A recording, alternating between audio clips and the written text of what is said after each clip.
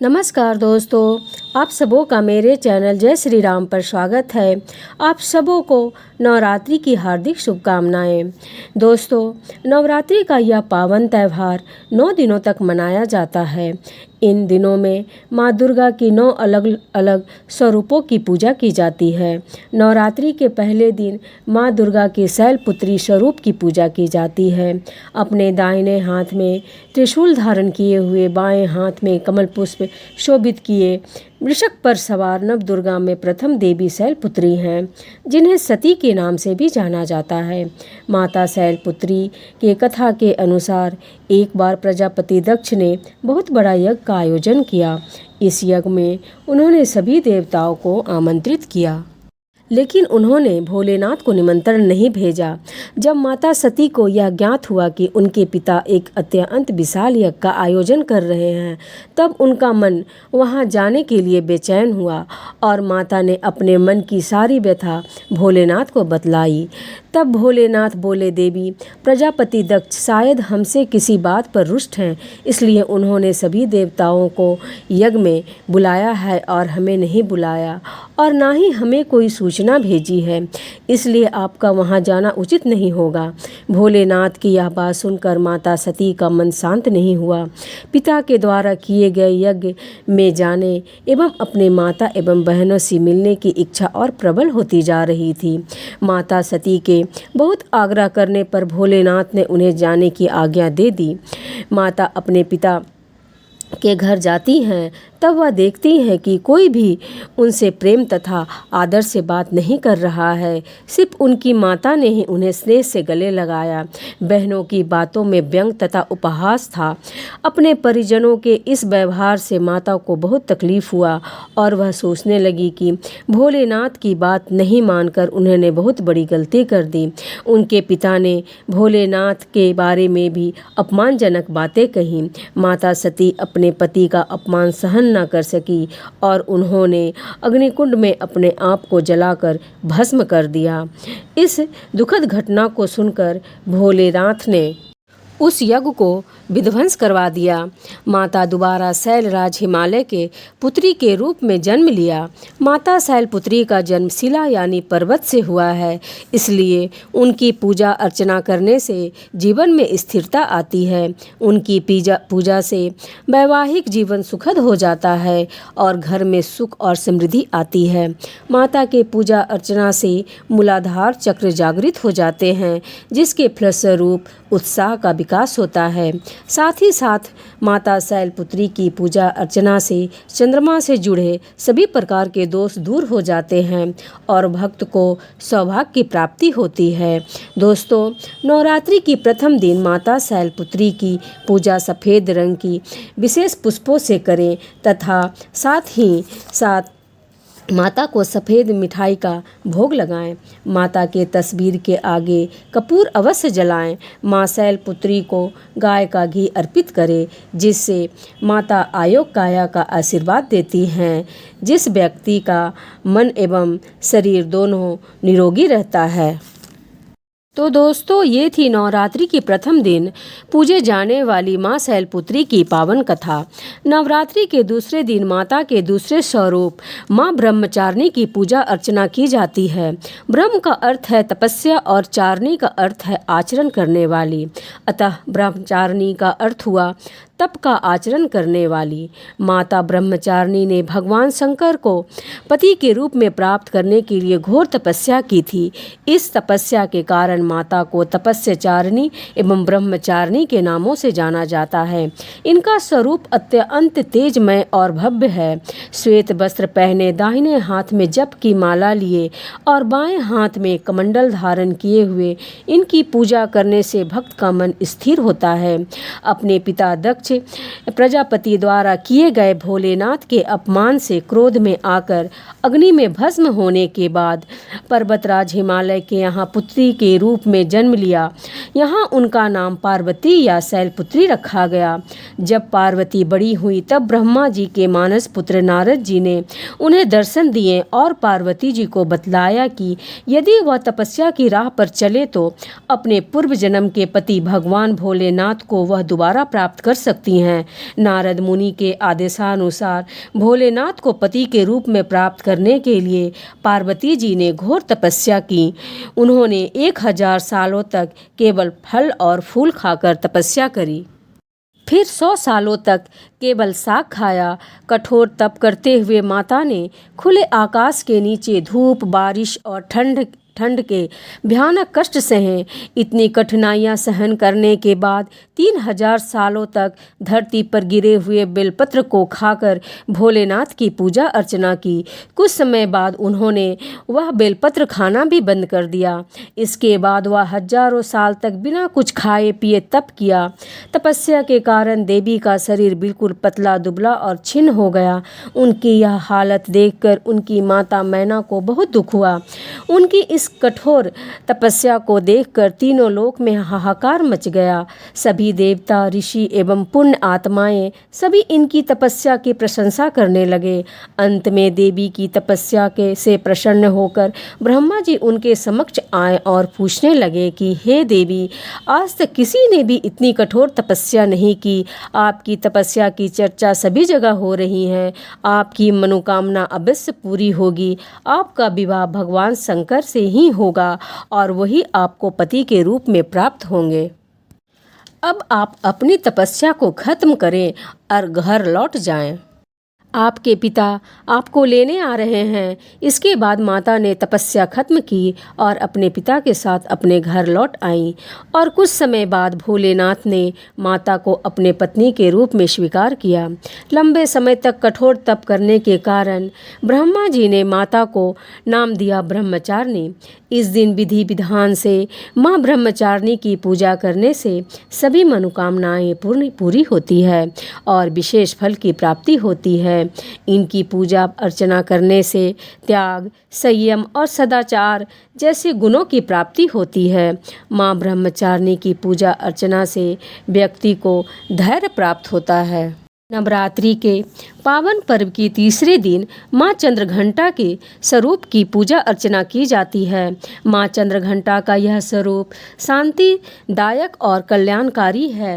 वह मस्तक पर घंटे का आकार का चंद्र धारण किए हुए 9 भुजाओं में त्रिशूल, गदा, धनुष, तलवार, कमान, बाण और एक कमंडल धारण किए हुए और 10वें हाथ से भक्तों को आशीर्वाद देते हुए माता चंद्रघंटा सिंह पर सवार होती हैं। आदिशक्ति माँ भवानी अपने भक्तों के शत्रुओं के प्रति भयानक होती हैं। सती द्वारा स्वयं को पिता के यज्ञ में भस्म करने के बाद भगवान शिव शंकर सांसारिक मामलों से अलग हो गए थे और गहरे ध्यान लगाने और तपस्या करने के लिए पहाड़ों में जाकर बस गए थे। लेकिन सती के पुनर्जन्म की ने पार्वती द्वारा भगवान शिव को पाने का संकल्प को देखने के बाद भगवान शिव विवाह के लिए सहमत हो गए।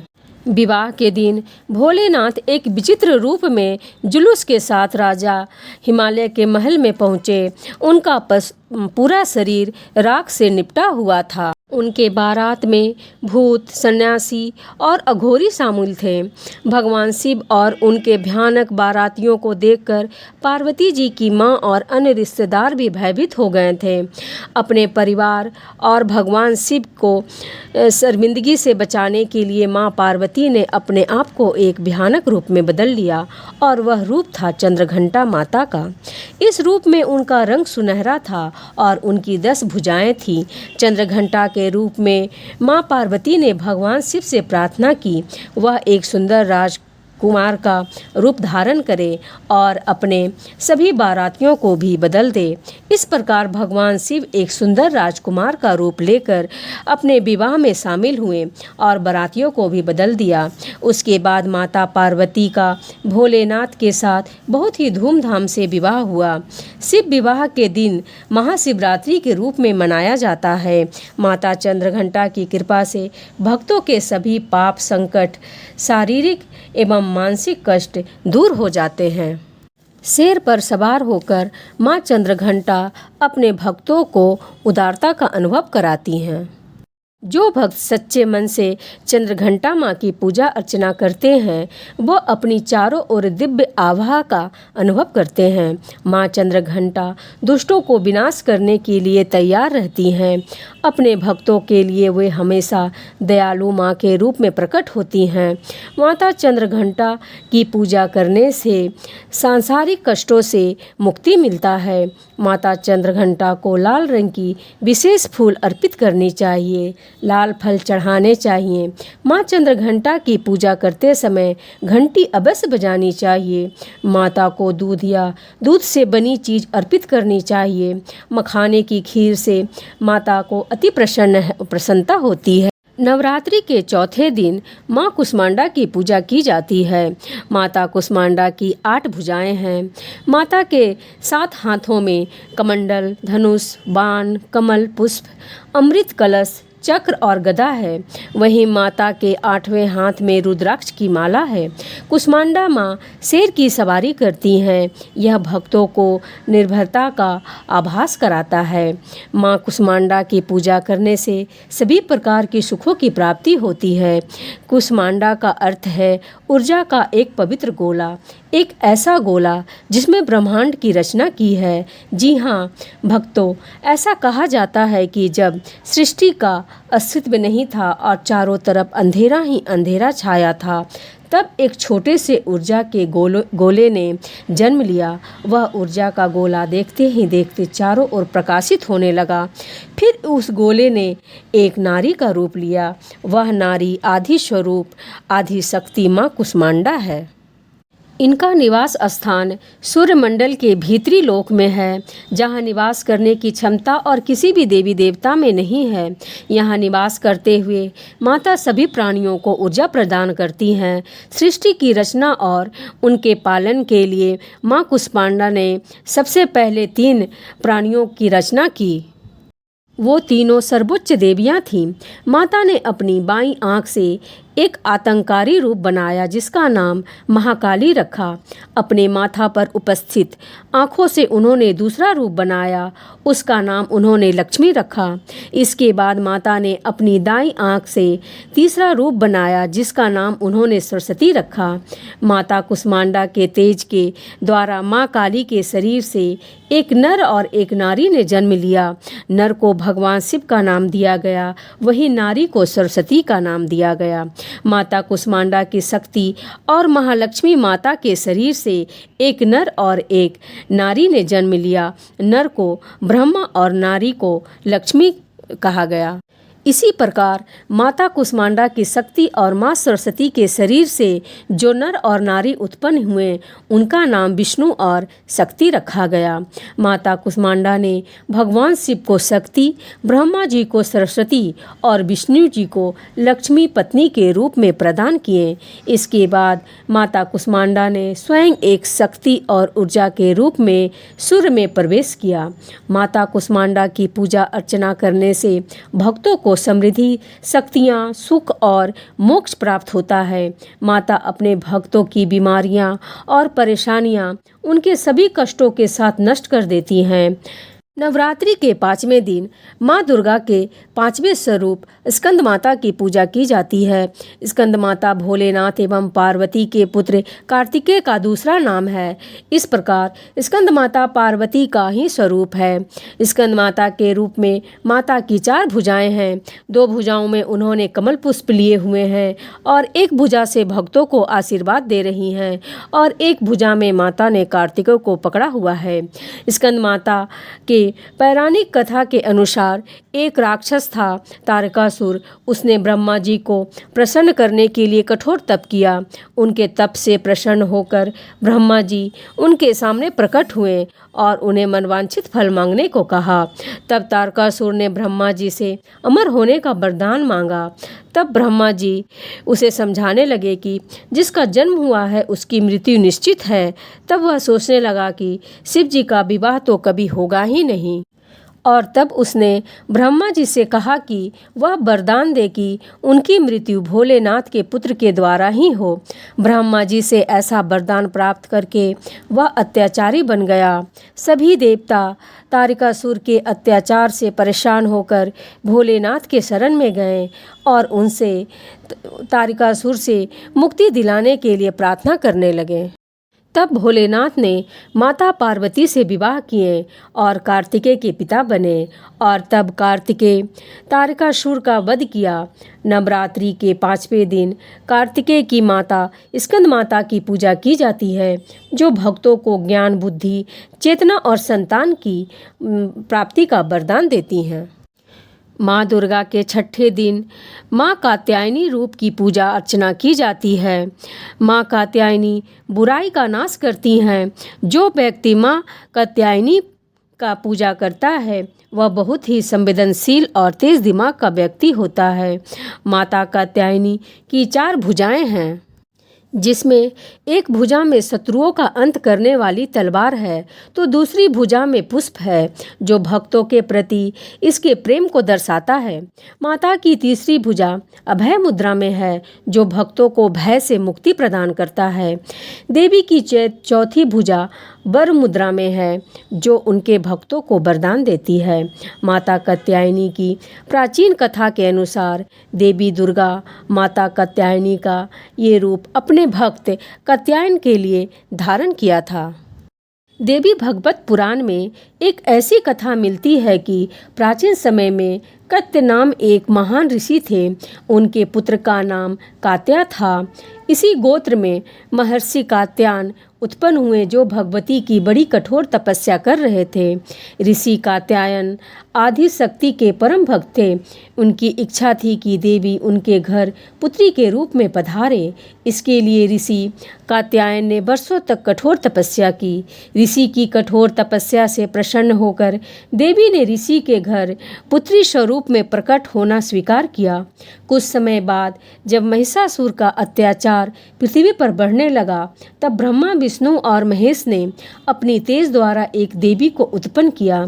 ऐसा प्रमाणित है कि यह देवी कात्यायनी कहलाई, क्योंकि सर्वप्रथम इनकी पूजा महर्षि कात्यायन ने की थी। 3 दिनों तक महर्षि कात्यायन के द्वारा की गई इस पूजा को देवी ने स्वीकार किया और उनकी पुत्री के रूप में प्रकट हुई और कात्यायनी कहलाई। इसके बाद देवी कात्यायनी ने महर्षि से विदा ली और महिषासुर को युद्ध के लिए ललकार कर उनका अंत किया। इसलिए उन्हें महिषासुर मंदनी भी कहा जाता है।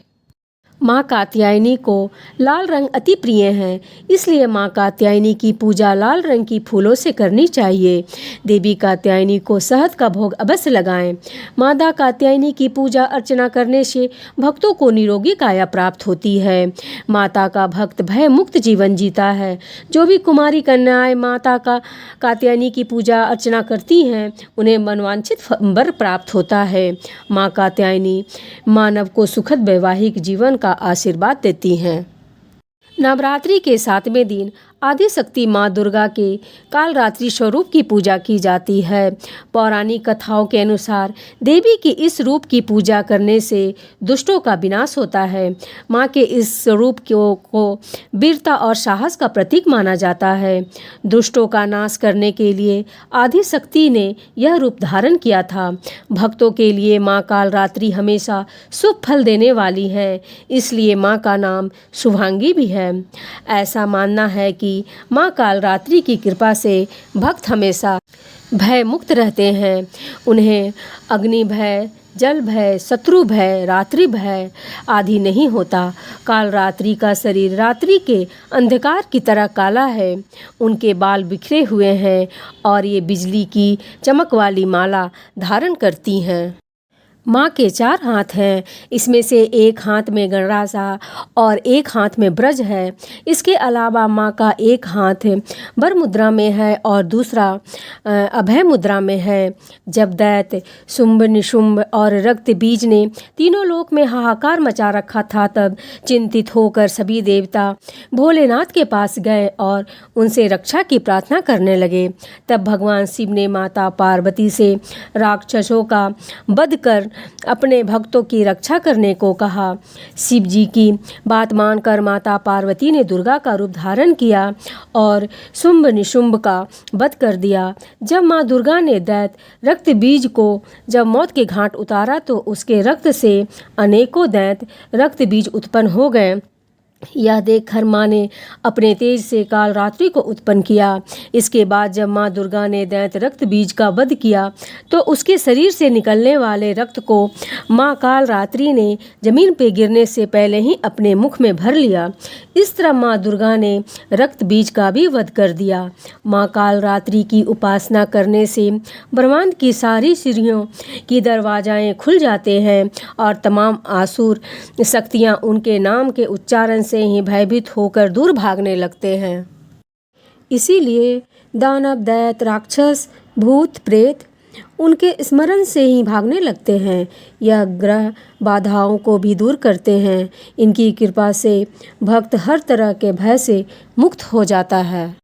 नवरात्रि के अष्टमी दिन माँ दुर्गा की अष्टमी स्वरूप माँ दुर्गा की पूजा की जाती है। भगवत पुराण में बताया गया है कि भगवान भोलेनाथ के साथ उनकी अर्धांगिनी के रूप में माँ गौरी सदैव विराजमान रहती हैं। माँ गौरी का वस्त्र एवं आभूषण सफ़ेद रंग का है। माँ का वाहन बैल है जो भगवान शिव का भी वाहन है। माँ का दाहिना हाथ अभय मुद्रा में है और नीचे वाले हाथ दुर्गा शक्ति का प्रतीक त्रिशूल है। माँ गौरी के ऊपर वाले हाथ में भोलेनाथ का प्रतीक डमरू है। डमरू धारण करने के कारण माँ को शिवा के नाम से भी जाना जाता है। माँ का नीचे वाला हाथ अपने भक्तों को आशीर्वाद देता हुआ वर मुद्रा में है। पौराणिक कथा के अनुसार पर्वतराज हिमालय के घर जन्म लेने के बाद माँ पार्वती ने पति रूप में भोलेनाथ को प्राप्त करने के लिए कठोर तप किए। तपस्या करते समय माता हजारों साल तक निराहार रही, जिनके कारण माता का शरीर काला पड़ गया। वहीं माता के कठोर तपस्या से प्रसन्न होकर भोलेनाथ ने माता पार्वती को पत्नी के रूप में स्वीकार किया और माता के शरीर को गंगा के पवित्र जल से धोकर अत्यंत कांतिमय बना दिया। गंगा में स्नान करने से माता का स्वरूप और भी सुंदर हो गया और तब माता के इस स्वरूप को माता गौरी कहा गया। आपको बता दें कि माता पार्वती की माता भगवती का स्वरूप है। देवी भगवत पुराण के अनुसार महागौरी की पूजा मात्र से भक्तों के सभी पाप धुल जाते हैं। जय माता गौरी। जय श्री राम।